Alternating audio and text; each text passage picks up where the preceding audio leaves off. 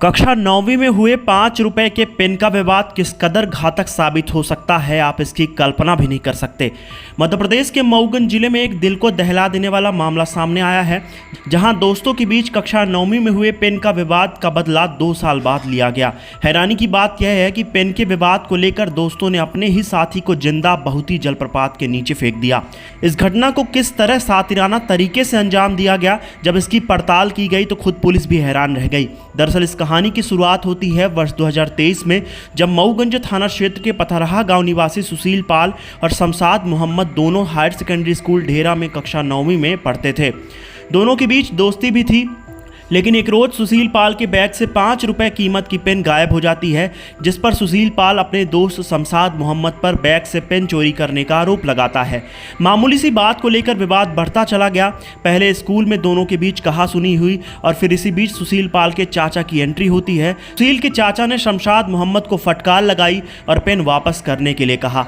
कक्षा 9वीं की परीक्षा होने के बाद दोनों ने पढ़ाई छोड़ दी और अपने अपने काम में लग गए, लेकिन तभी से शमशाद मोहम्मद सुशील पाल से बदला लेने की फिराक में था।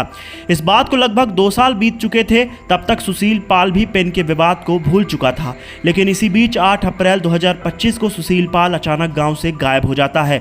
परिजनों ने काफी तलाश की, लेकिन उसका कहीं पता नहीं चला। बाद में पुलिस थाना मऊगंज पहुंचकर अपहरण का मामला दर्ज करवाया जाता है। पुलिस ने भी काफी छानबीन की, लेकिन सुशील पाल का कहीं पता नहीं लगता।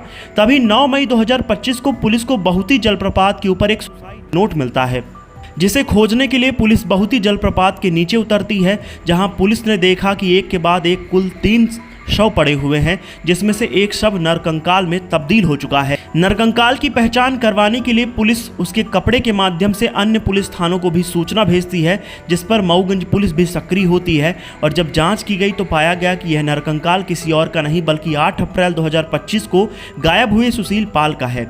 सुशील पाल के मौत की गुत्थी सुलझाने के लिए मऊगंज एसपी दिलीप सोनी के निर्देश पर पुलिस सक्रिय हुई और सुशील पाल के गाँव पथरहा पहुंचकर छानबीन करने लगी।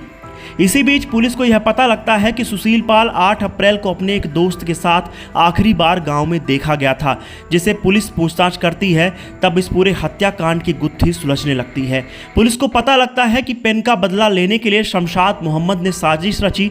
शमशाद मोहम्मद ने अपने इस काम में 3 साथियों को लगाया था, जिस पर शमशाद का एक साथी सुशील पाल को पार्टी करवाने के बहाने ढेरा लेकर आता है और फिर एक ही बाइक में सवार होकर शमशाद सहित कुल 5 लोग बहुती जलप्रपात पहुंचते हैं, जहां इसी पेन के विवाद को लेकर रात लगभग 10 बजे शमशाद मोहम्मद अपने साथियों के साथ मिलकर सुशील पाल को पीट कर बेहोश कर देता है और फिर उसे जीवित अवस्था में ही बहुती जलप्रपात के नीचे फेंक देता है, जिसका नरकंकाल पुलिस को 9 मई 2025 को बहुती जलप्रपात से बरामद होता है।